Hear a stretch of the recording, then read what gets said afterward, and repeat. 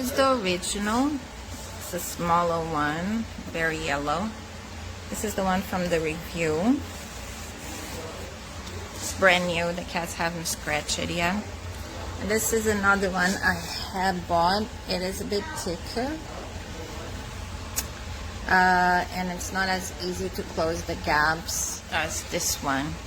The one thing I was a little bit surprised is all the dust it created.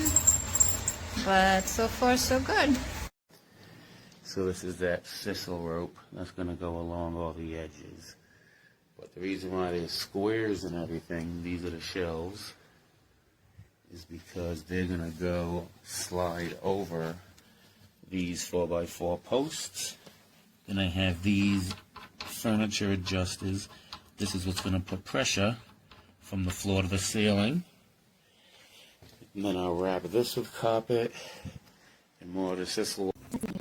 We had one of our cats that kind of was clawing at it and going a little crazy over it the first day I put it on, but I don't know if she was angry about it or something.